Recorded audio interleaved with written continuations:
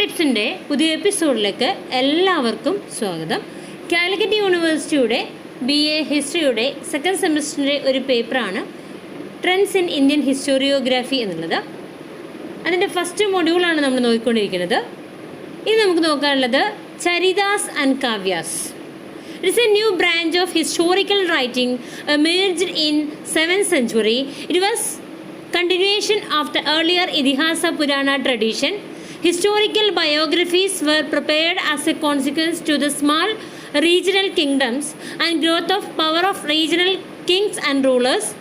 The most important feature and purpose of the writings of historical biographies were eulogistic.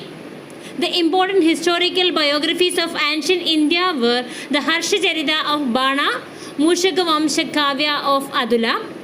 The most important point was that Kavya and Charita played a vital role in India. Kavya, highly artificial Sanskrit literary style employed in the court of epics. In the court epics of India from the early centuries. Court epics of India from the early centuries AD. Mahakavya, a peculiar form of the Sanskrit literary style, is called as Kavya. The important feature of the purpose of the writings of historical biographies were eulogistics. The main reason behind the eulogistic was that all the authors were seeking royal patronage. The works generally focused on particular persons with single dynasty. The historicity of these biographies are questioned mainly because of literary ornamentation. So, the irrelevant facts came as the dominant factor for these writings. 7ാം നൂറ്റാണ്ടിൽ ഉയർന്നു വന്ന ചരിത്രരചനയുടെ ഒരു പുതിയ ശാഖയാണ് ചരിതങ്ങളും കാവ്യങ്ങളും. മുൻകാല ഇതിഹാസ പുരാണ പാരമ്പര്യത്തിൻ്റെ ഒരു തുടർച്ചയായിരുന്നു ഇത്. പ്രാദേശിക രാജാക്കന്മാരുടെയും ഭരണാധികാരികളുടെയും ചെറിയ പ്രാദേശിക രാജ്യങ്ങളുടെയും അധികാരത്തിൻ്റെ വളർച്ചയുടെയും അനന്തരഫലമായാണ് ചരിത്രപരമായിട്ടുള്ള ഇത്തരം ജീവചരിത്രങ്ങൾ തയ്യാറാക്കിയിട്ടുള്ളത്. ചരിത്രപരമായ ജീവചരിത്രങ്ങളുടെ രചനകളുടെ ഏറ്റവും പ്രധാനപ്പെട്ട സവിശേഷതയും ലക്ഷ്യവും സ്തുതിപാഠങ്ങളായിരുന്നു. പുരാതന ഇന്ത്യയിലെ പ്രധാന ജീവചരിത്രങ്ങൾ ബാണന്റെ ഹർഷചരിതവും അതുലന്റെ മൂഷക വംശകാവ്യവുമായിരുന്നു. കാവ്യവും ചരിതവും ഇന്ത്യയിൽ നിർണായകമായിട്ടുള്ള പങ്കുവഹിച്ചു എന്നതാണ് ഏറ്റവും പ്രധാനപ്പെട്ട കാര്യം. AD-യുടെ ആദ്യ നൂറ്റാണ്ട് മുതൽ ഇന്ത്യയിലെ കൊട്ടാര ഇതിഹാസങ്ങളിൽ ഉപയോഗിച്ചിരുന്ന കാവ്യ സംസ്കൃത സാഹിത്യ ശൈലിയുടെ ഒരു പ്രത്യേക രൂപമായ മഹാകാവ്യത്തെ കാവ്യമെന്ന് വിളിക്കുന്നു. ചരിത്രപരമായ ജീവചരിത്രങ്ങളുടെ രചനയുടെ പ്രധാന സവിശേഷതയും ലക്ഷ്യവും സ്തുതിപാഠങ്ങളായിരുന്നു. എല്ലാ രചയിതാക്കളും രാജകീയ രക്ഷാകർതൃത്വം തേടുന്നവരായിരുന്നു എന്നതാണ് സ്തുതിഗീതത്തിന് പിന്നിലെ പ്രധാനപ്പെട്ട കാരണം. കൃതികൾ പൊതുവെ ഏക രാജവംശമുള്ള ഒരു പ്രത്യേക വ്യക്തിയെ കേന്ദ്രീകരിച്ചുള്ളവയായിരുന്നു. ഈ ജീവചരിത്രങ്ങളുടെ ചരിത്രപരത പ്രധാനമായും ചോദ്യം ചെയ്യപ്പെടുന്നത് സാഹിത്യപരമായിട്ടുള്ള അലങ്കാരമാണ്. അങ്ങനെ അപ്രസക്തമായ വസ്തുതകൾ ഈ എഴുത്തിന് പ്രബലമായ ഘടകമായിട്ട് വർത്തിച്ചു. ഇനി നമുക്ക് പറയാനുള്ളത് ഹർഷചരിതത്തെക്കുറിച്ചാണ്. Bana wrote Harshacharita in 7th century AD. It is considered as the most important historical biography of ancient India. Bana was a 7th century Sanskrit prose writer and poet of India. Harshacharita is a monumental historical romantic fiction in Akhyaika form written by Banabhatta in 8 chapters. Another source of information for the reign of Harsha is Harshacharita of Bana. Bana was a Brahmin. He was a court poet of Harsha. Harshacharita illustrates the history of the reign of Harsha. In the first chapter of this work denotes the life and family of author himself. The second, third and fourth chapter deals with the ancestors of Harsha and the history of the house of Tansar. The 6th, 7th chapters deal with the wars and conquest of Harsha. The last chapter picturizes the different types of religious sects living in the forest of Vindhyas. Harshacharita throws light upon the socio-economic, religious and political life of India in the time of Harsha. The Harshacharita was the first composition of Bana and is regarded to be the beginning of writing of historic poetic works in Sanskrit language. The Harshacharita ranks as the first historical biography in Sanskrit. AD 7-ാം നൂറ്റാണ്ടിൽ ബാണൻ എഴുതിയ ഹർഷചരിതം പുരാതന ഇന്ത്യയുടെ ഏറ്റവും പ്രധാനപ്പെട്ട ജീവചരിത്രമായിട്ട് കണക്കാക്കപ്പെടുന്നുണ്ട്. 7-ാം നൂറ്റാണ്ടിലെ ഇന്ത്യയിലെ സംസ്കൃത ഗദ്യ എഴുത്തുകാരനും കവിയുമായിരുന്നു ആര്? ബാണഭട്ടൻ. അദ്ദേഹം എഴുതിയ ആഖ്യായിക രൂപത്തിലുള്ള ഒരു സ്മാരക ചരിത്രപരമായ കാൽപ്പനിക ഫിക്ഷനാണ് ഏത്? ഹർഷചരിതം എന്ന് പറയുന്നത്. അപ്പോൾ 8 അധ്യായങ്ങളായിട്ട് ബാണഭട്ടൻ്റെ ഹർഷചരിതം വിഭജിക്കപ്പെട്ടിട്ടുണ്ട്. ഹർഷന്റെ ഭരണകാലത്തെക്കുറിച്ചുള്ള വിവരങ്ങൾ നമുക്ക് നൽകിയ ഒരു പ്രധാനപ്പെട്ട സോഴ്സാണ് ഇത് ഹർഷചരിതം എന്നുള്ളത്. ബാണൻ ഒരു ബ്രാഹ്മണനായിരുന്നു. ഹർഷന്റെ കൊട്ടാര കവിയായിരുന്നു. ഹർഷചരിതം ഹർഷന്റെ ഭരണകാലത്തെ ചരിത്രം ചിത്രീകരിക്കുന്നു. ഈ കൃതിയുടെ ആദ്യ അധ്യായത്തിൽ രചയിതാവിൻ്റെ ജീവിതത്തെയും കുടുംബത്തെയും സൂചിപ്പിക്കുന്നുണ്ട്. 2-ാമത്തെയും 3-ാമത്തെയും 4-ാമത്തെയും അധ്യായങ്ങൾ ഹർഷൻ്റെ പൂർവികരെയും താനേസറിൻ്റെ വീടിൻ്റെ ചരിത്രവും പ്രതിപാദിക്കുന്നുണ്ട്. 6-ാമത്തെയും 7-ാമത്തെയും അധ്യായത്തിൽ ഹർഷൻ്റെ യുദ്ധങ്ങളും കീഴടക്കലുകളും പ്രതിപാദിക്കുന്നുണ്ട്. അവസാന അധ്യായത്തിൽ വിന്ധ്യാവനത്തിൽ ജീവിക്കുന്ന വിവിധതരം മതവിഭാഗങ്ങളെ ചിത്രീകരിക്കുന്നുണ്ട്. ഹർഷൻ്റെ കാലത്തുണ്ടായിരുന്ന ഇന്ത്യയുടെ സാമൂഹിക, സാമ്പത്തിക, മത, രാഷ്ട്രീയ ജീവിതത്തിലേക്ക് വെളിച്ചം വീശുന്ന ഒരു ഗ്രന്ഥമായിരുന്നു ഹർഷചരിതം എന്ന് പറഞ്ഞാൽ. ബാണൻ്റെ ആദ്യത്തെ രചനയാണ് ഹർഷചരിതം. സംസ്കൃത ഭാഷയിൽ ചരിത്രപരമായിട്ടുള്ള കാവ്യകൃതിയുടെ രചനയുടെ തുടക്കമായിട്ട് ഇതിനെ കണക്കാക്കപ്പെടുന്നുണ്ട്. In the history of classical Sanskrit literature which at least 2000 years old poet Banabhatta stands like a Himalayan peak in giving a new literary dimension to Sanskrit prose. His spectacular successes could be gauged by the numerous imitations of his style which were followed by successive poets. The Harshacharita of Bana contains 6 chapters, of which the first 2 are devoted to detailed account of the family history, starting from the lineage of the family.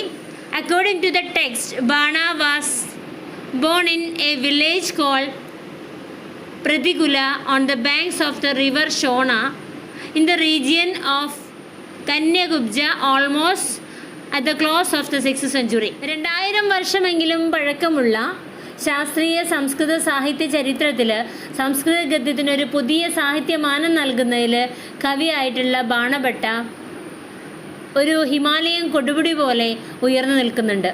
അപ്പോൾ തുടർച്ചയായി കവികൾ പിന്തുടർന്ന അദ്ദേഹത്തിൻ്റെ ശൈലിയുടെ നിരവധി അനുകരണങ്ങളാൽ അദ്ദേഹത്തിൻ്റെ അതിശയകരമായ വിജയം നമുക്ക് അളക്കാൻ പറ്റും. ബാണൻ്റെ ഹർഷചരിതത്തിൽ 6 അധ്യായങ്ങൾ അടങ്ങിയിരിക്കുന്നുണ്ട്.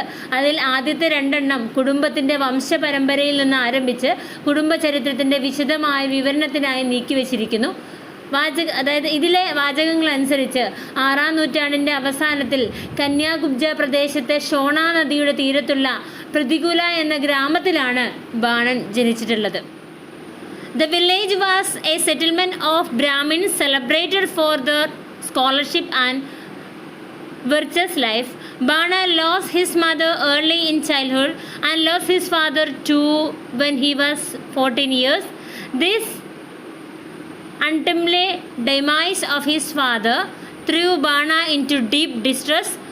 Though the family was rich and affluent, with a view to overcoming mental depression, Bana took wandering life. He also received an all-round education both in secular as well as spiritual fields. ഇപ്പോൾ ബ്രാഹ്മണരുടെ പാണ്ഡിത്യത്തിനും സൽഗുണമുള്ള ജീവിതത്തിനും ആഘോഷിക്കപ്പെടുന്ന ഒരു വാസസ്ഥലമായിരുന്നു ഏത് ഈ ഒരു ഗ്രാമം എന്ന് പറഞ്ഞാൽ. ബാണന് കുട്ടിക്കാലത്ത് തന്നെ അമ്മയെ നഷ്ടപ്പെട്ടു. 14 വയസ്സുള്ളപ്പോൾ അച്ഛനെയും നഷ്ടപ്പെട്ടു.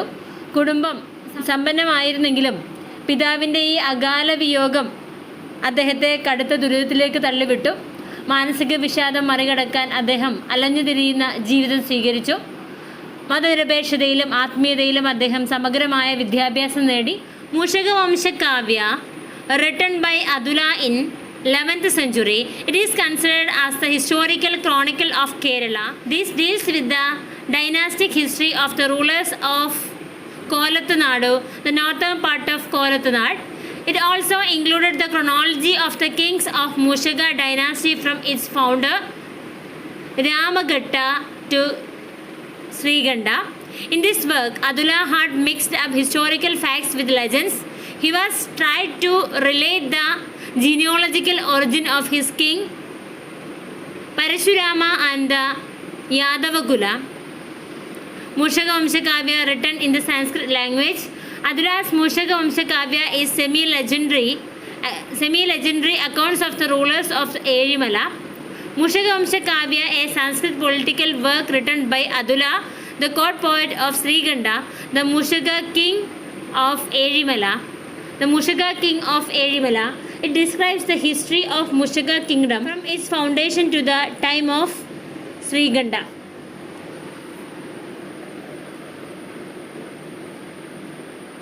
മൂഷക വംശകാവ്യ എന്നുള്ള കൃതി 11ാം നൂറ്റാണ്ടിൽ അതുലൻ എഴുതിയതാണ്. കേരളത്തിൻ്റെ ചരിത്ര ഗ്രന്ഥമായിട്ട് ഇതിനെ കണക്കാക്കുന്നുണ്ട്. വടക്കൻ കോലത്തുനാട് ഭരിച്ചിരുന്ന ഭരണാധികാരികളുടെ ചരിത്രമാണ് ഇത് കൈകാര്യം ചെയ്യുന്നത്. മൂഷക രാജവംശത്തിൻ്റെ സ്ഥാപകനായ രാമഘട്ട മുതൽ ശ്രീകണ്ഠ വരെയുള്ള രാജാക്കന്മാരുടെ കാലഗണനയും ഇതിൽ ഉൾപ്പെടുത്തിയിട്ടുണ്ട്.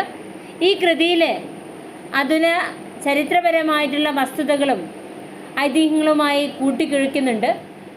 തൻ്റെ രാജാവായ പരശുരാമൻ്റെയും യാദവ കുലത്തിൻ്റെയും വംശാവലിയെക്കുറിച്ച് പറയാൻ അദ്ദേഹം ശ്രമിക്കുന്നുണ്ട്.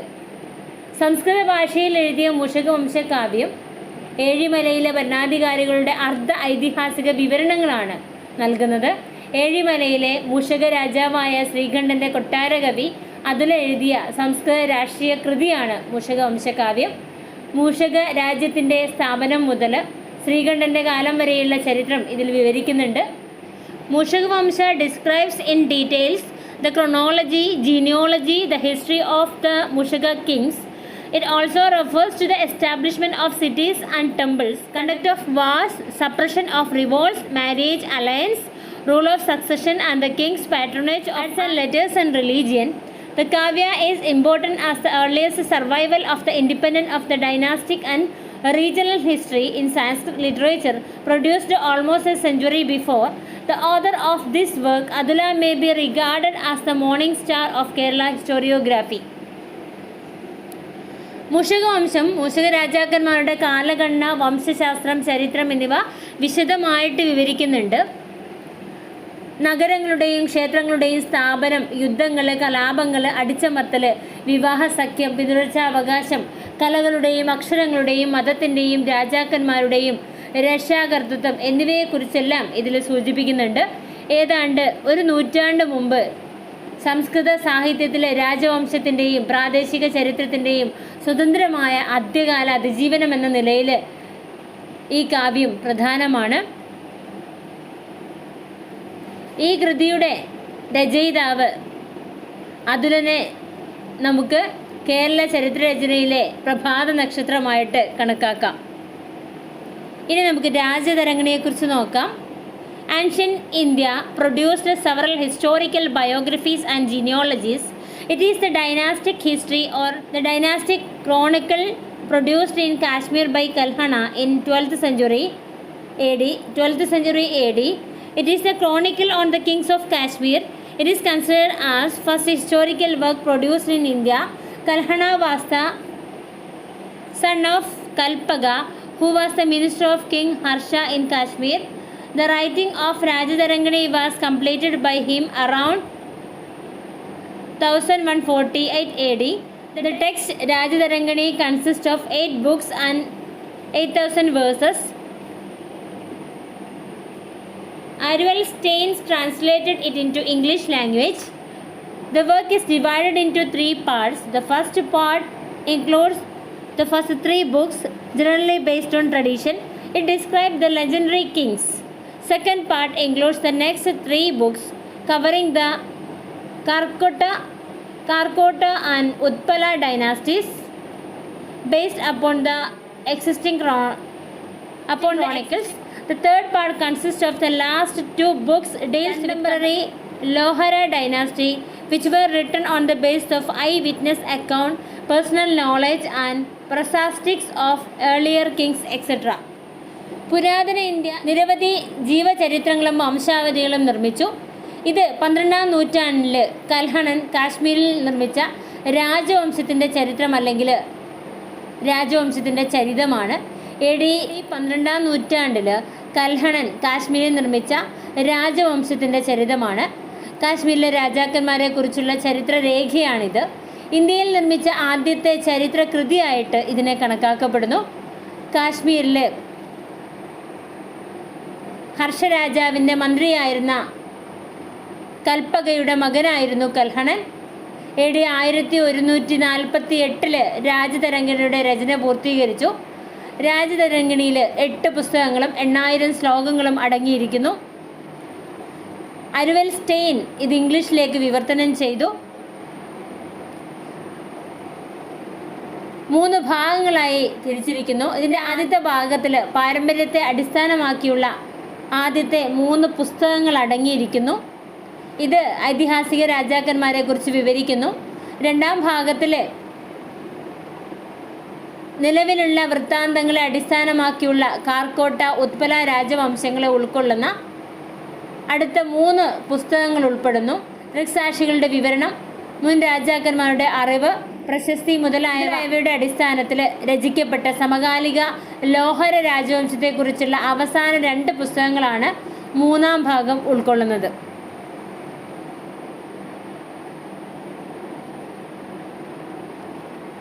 Kalhana did not consider himself as an historian but as a poet or kavi. According to him, only a poet can bring the past with eye of his mind by divine institution. He states that the purpose of the work is to establish true places and time of kings and inform the reader about the events of the ancient days without considering the different tradition. He believes that while studying history of earlier reigns, the wise man might foresee the fortunes and misfortunes of kings. Kalhana had a deep feeling of regional patriotism. That is, he had written that the rulers of Kashmir had conquered the whole India in ancient days. His ideal king is strong and should be benevolent towards his subjects and sympathetic towards their wishes.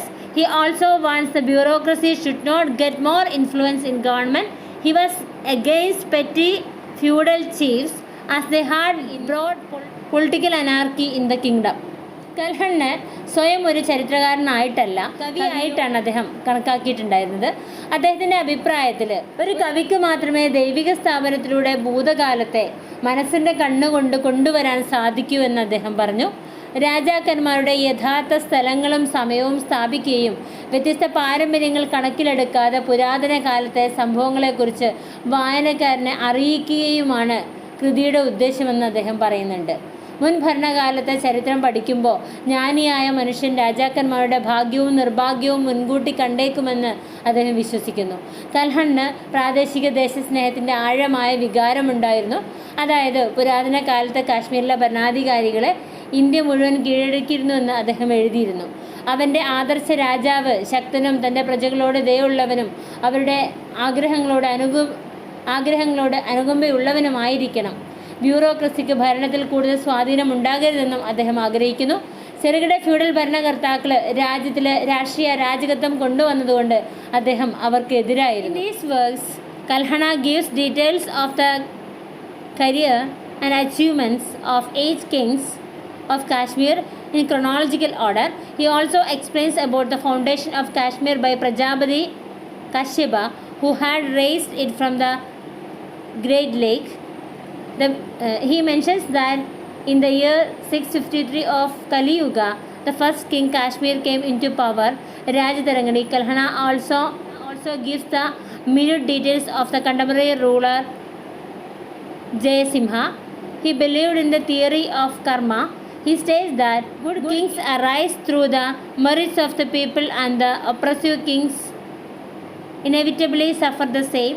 He also believed in fate. He states that fate leads the kings even against their will. അപ്പോൾ ഈ ഒരു കൃതിയിൽ കൽഹണൻ കാശ്മീരിലെ ഓരോ രാജാക്കന്മാരുടെയും കരിയറിൻ്റെയും നേട്ടങ്ങളുടെയും വിശദാംശങ്ങളെക്കുറിച്ച് കാലഘട്ടം അനുസരിച്ചുള്ള വിശകലനം നൽകുന്നുണ്ട്. കാശ്മീരിനെ വലിയ തടാകത്തിൽ നിന്ന് ഉയർത്തിയ പ്രജാപതി കശ്യപയുടെ അടിത്തറയെക്കുറിച്ചും അദ്ദേഹം വിശദീകരിക്കുന്നു. കലിയുഗത്തിൻ്റെ 653 ആണ്ടിൽ കാശ്മീരിലെ ആദ്യത്തെ രാജാവ് അധികാരത്തിൽ വന്നതായിട്ട് അദ്ദേഹം പരാമർശിക്കുന്നുണ്ട്. അപ്പോൾ രാജതരംഗങ്ങളിൽ കൽഹണൻ സമകാലിക ഭരണാധികാരിയായിട്ടുള്ള ജയസിംഹനെക്കുറിച്ചുള്ള സൂക്ഷ്മമായ വിവരങ്ങൾ നൽകുന്നുണ്ട്. കർമ്മസിദ്ധാന്തത്തിൽ അദ്ദേഹം വിശ്വസിച്ചു. നല്ല രാജാക്കന്മാരുണ്ടാകുന്നത് ജനങ്ങളുടെ യോഗ്യതയിലൂടെയാണെന്നും അടിച്ചമർത്തുന്ന രാജാക്കന്മാർ അനിവാര്യമായും അത് അനുഭവിക്കുമെന്നും അദ്ദേഹം പ്രസ്താവിക്കുന്നുണ്ട്. അപ്പോൾ വിധിയിലും അദ്ദേഹം വിശ്വസിച്ചിരുന്നു. വിധി രാജാക്കന്മാരുടെ അവരുടെ ഇഷ്ടത്തിന് വിരുദ്ധമായി നയിക്കുന്നുവെന്ന് അദ്ദേഹം പ്രസ്താവിക്കുന്നുണ്ട്. സിയാവുദ്ദീൻ ബറാനിയെ കുറിച്ചാണ് നമുക്ക് പറയാനുള്ളത്. He was considered as the most important historical chronicler of Sultanate period. He was born in 1286 AD in Sayyid family of Kaital. He had in education at Delhi and later he rose to high position in the court of Alauddin Khilji, Ghiyasuddin Tughlaq, Muhammad bin Tughlaq. He passed away at the age 73. He believed that Barani wrote 10 books, but some of them are not traced. Tariq-e-Firoz Shahi and Fatwa-e-Jahandari are the famous works of Barani. For these works, he gathered information from his associates like Amir Khusro. Barani considers Firoz Tughlaq as the personification of an ideal monarch. He propagated his philosophy of history through his works. Sultanate period ഏറ്റവും പ്രധാനപ്പെട്ട historical ക്രോണിക്കലറായിട്ട് നമ്മൾ ആരെ കാണുന്നു? സിയാവുദ്ദീൻ ബറാനിയെ കാണുന്നുണ്ട്. അദ്ദേഹം 1286 AD 1286 കൈത്താലിലെ ഒരു സയ്യിദ് കുടുംബത്തിൽ അദ്ദേഹം ജനിച്ചു. ഡൽഹിയിലെ വിദ്യാഭ്യാസവും 73-ാം വയസ്സിൽ അലാവുദ്ദീൻ ഖിൽജി, ഗിയാസുദ്ദീൻ തുഗ്ലക്, മുഹമ്മദ് ബിൻ തുഗ്ലക് എന്നിവരുടെ കോടതിയിലും അദ്ദേഹം സ്ഥാനം നേടി. അദ്ദേഹം 10 പുസ്തകങ്ങൾ എഴുതിയിട്ടുണ്ടെന്ന് വിശ്വസിക്കപ്പെടുന്നു. എന്നാൽ അവയിൽ ചിലത് ഫിറോസ് ഷായും ഫത്വ-ഇ-ജഹാൻദാരിയും. ഈ കൃതികൾക്കായി അദ്ദേഹം അമീർ ഖുസ്രു തുടങ്ങിയ സഹപ്രവർത്തകരിൽ നിന്ന് വിവരങ്ങൾ ശേഖരിച്ചു. ഫിറോസ് ഷാ തുഗ്ലക്കിനെ ഒരു ഉത്തമ രാജാവിൻ്റെ വ്യക്തിത്വമായിട്ടാണ് അദ്ദേഹം കണ്ടത്. തൻ്റെ കൃതികളിലൂടെ ചരിത്രത്തിൻ്റെ തത്വചിന്ത അദ്ദേഹം പ്രചരിപ്പിച്ചു. Fatwa-e-Jahandari was his another important work. It deals with the creation of the world, teachings of the prophets, ideals of government and principles of administration like the right and duties of rulers, special privileges of nobles, crime and punishment, organization of the army and maintenance of law and order. The language of the work Persian, but Hindustan works occurs frequently. His style of presentation is simple and lucid, but preface is ornamental. ഫത്വ-ഇ-ജഹാൻദാരി ആയിരുന്നു അദ്ദേഹത്തിൻ്റെ മറ്റൊരു പ്രധാനപ്പെട്ട കൃതി. ലോകത്തിൻ്റെ സൃഷ്ടി, പ്രവാചകന്മാരുടെ അധ്യാപനങ്ങൾ, ഭരണകൂടത്തിൻ്റെ ആദർശങ്ങൾ, ഭരണാധികാരികളുടെ അവകാശങ്ങളും കടമകളും, പ്രഭുക്കന്മാരുടെ പ്രത്യേക പദവികൾ, കുറ്റകൃത്യങ്ങൾ, ശിക്ഷകൾ, സൈന്യത്തിൻ്റെ സംഘടന, ക്രമസമാധാന പരിപാലനം തുടങ്ങിയ പല കാര്യങ്ങളും ഇതിൽ ചർച്ച ചെയ്തു. പേർഷ്യൻ കൃതിയുടെ ഭാഷ എന്നാൽ അതിൽ ഹിന്ദുസ്ഥാൻ പദങ്ങൾ ഇടയ്ക്കിടയ്ക്ക് ഉണ്ടായിരുന്നു. അദ്ദേഹത്തിൻ്റെ അവതരണ ശൈലി ലളിതവും വ്യക്തവുമായിരുന്നു. പക്ഷേ അതിൻ്റെ മുഖവുര എന്ന് പറഞ്ഞാൽ അലങ്കാരത്തിന് മാത്രമുള്ളതായിരുന്നു. ഇനി നമുക്ക് പറയാനുള്ളത് അബുൽ ഫസലിനെ കുറിച്ചാണ്. He was a court historian of Mughal India under the reign of Akbar the Great. He is considered as the most important historian not only of the Mughal period but of the entire medieval India. He was a man of wide culture and spiritual ideas. He was also one of the Navaratnas in the court of Akbar. He was born in 1551 as the son of Sheikh Mubarak at Agra. After having his education, he became a teacher.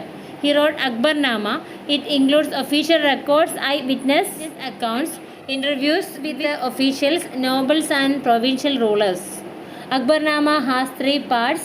The first part deals with the political history of Babar and Humayun and the background of the birth of Akbar. Second part includes the details of Akbar reign up to 1602, and third part is known as Aini Akbari and consists of the details of administration, population, trade and commerce, industry, revenue system, social customs and Hindu culture, etc. Akbarnama became reference book for the modern historians because it contains the authentic information about the reign of Akbar. Akbarnama was written to provide a detailed description of Akbar's reign in the traditional diachronic sense of recording politically significant events across times as well as the synchronic picture of Akbar's empire, geographic, social, administrative and cultural without reference to chronology. In fact, Abul Fasal may be regarded as a pioneer in the field of collection and utilization of statistical data for the purpose of historical study. Aini Akbari was completed in 42nd regional year, but a slight addition was made to it in the 43rd regional year of the account of the conquest of Berar. Abul Fasal was not only one of the eminent court poets of Akbar, but was also a favorite courtier and secretary of Akbar. Abul Fasal was perhaps the most gifted historians of India. മഹാനായ അക്ബറിൻ്റെ കീഴിലുള്ള മുഗൾ ഇന്ത്യയുടെ കൊട്ടാര ചരിത്രകാരനായിരുന്നു അദ്ദേഹം. മുഗൾ കാലഘട്ടത്തിലെ മാത്രമല്ല, മധ്യകാല ഇന്ത്യയിലെ തന്നെ ഏറ്റവും പ്രധാനപ്പെട്ട ചരിത്രകാരനായി അദ്ദേഹം കണക്കാക്കപ്പെടുന്നുണ്ട്. വിശാലമായ സംസ്കാരവും ആത്മീയ ആശയങ്ങളുമുള്ള ആളായിരുന്നു അദ്ദേഹം. അക്ബറിൻ്റെ കൊട്ടാരത്തിലെ നവരത്നങ്ങളിൽ ഒരാളായിരുന്നു അദ്ദേഹം.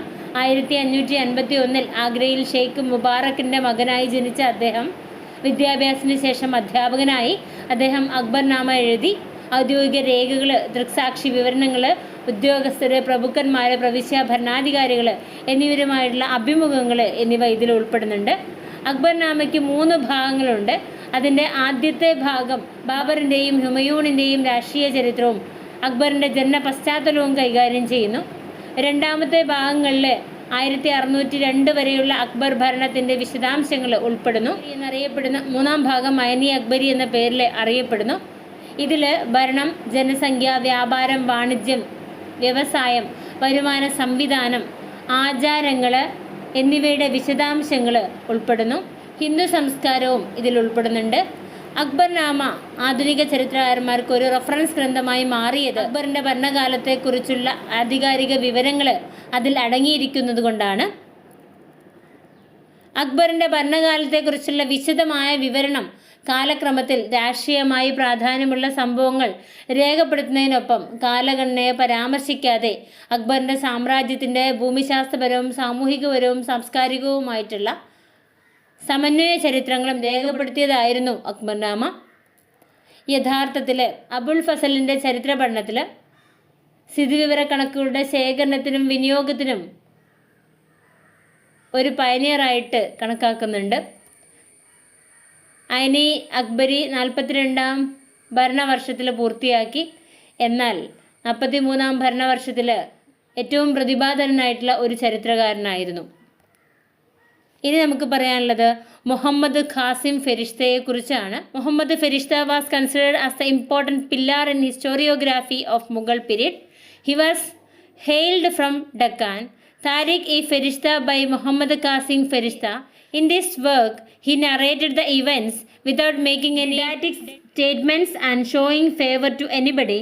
It contains the history of North India from the invasion of Muhammad Ghazni to Akbar. In 1587, Ferishta was serving as the captain of guards of King Murtuza Nizam Shah when claimed the throne of Ahmednagar. In short, Mughal historians had no philosophy of history. They could not improve the techniques and methods of historical writings. They recorded the events only for pleasing their masters. They could not provide their own interpretation to evidences which collected by them. Muhammad Qasim Ferishta Mughal കാലഘട്ടത്തിലെ ചരിത്രത്തിലെ പ്രധാന സ്തംഭമായിട്ട് കണക്കാക്കപ്പെടുന്നു. ഡക്കാണിൽ നിന്നാണ് അദ്ദേഹം വന്നത്. അദ്ദേഹത്തിൻ്റെ Tariq E ഫെരിഷ്ത പ്രധാനപ്പെട്ട ഒരു ഗ്രന്ഥമാണ്. പ്രബോധനപരമായ പ്രസ്താവനകൾ നടത്താതെയും ആരോടും പ്രീതി കാണിക്കാതെയും അദ്ദേഹം ഇതികളിൽ സംഭവങ്ങളെ വിവരിച്ചു. മുഹമ്മദ് ഗസ്നിയുടെ ആക്രമണം മുതൽ അക്ബർ വരെയുള്ള ഉത്തരേന്ത്യയുടെ ചരിത്രം ഇതിലടങ്ങിയിരിക്കുന്നുണ്ട്. 1587 അഹമ്മദ് നഗറിൻ്റെ സിംഹാസനം അവകാശപ്പെടുമ്പോൾ മുർത്തുസ നിസാം ഷാ രാജാവിൻ്റെ കാവൽക്കാരുടെ ക്യാപ്റ്റനായി ഫിരിഷ്ത സേവനമനുഷ്ഠിച്ചു. ചുരുക്കത്തിൽ മുഗൾ ചരിത്രകാരന്മാർക്ക് ചരിത്രത്തിൻ്റെ തത്വചിന്ത ഇല്ലായിരുന്നു. അവർക്ക് ചരിത്രരചനയുടെ സാങ്കേതികതകളും രീതികളും മെച്ചപ്പെടുത്താൻ കഴിഞ്ഞിട്ടില്ല. അവർ സംഭവങ്ങളെ രേഖപ്പെടുത്തി അവരുടെ യജമാനന്മാരെ പ്രീതിപ്പെടുത്തുന്ന തരത്തിലായിരുന്നു ഈ രേഖപ്പെടുത്തലുകൾ ഉണ്ടായിരുന്നത്. അവർ ശേഖരിച്ച തെളിവുകൾക്ക് സ്വന്തം വ്യാഖ്യാനം നൽകാൻ അവർക്ക് കഴിഞ്ഞിരുന്നില്ല. ഇത്രയുമാണ് ഒന്നാമത്തെ മൊഡ്യൂളിൽ നമുക്ക് പറയാനുള്ളത്. Next module colonial and nationalist historiography എന്നുള്ളതാണ്. നെക്സ്റ്റ് വീഡിയോയിൽ കാണാം. Okay, thank you.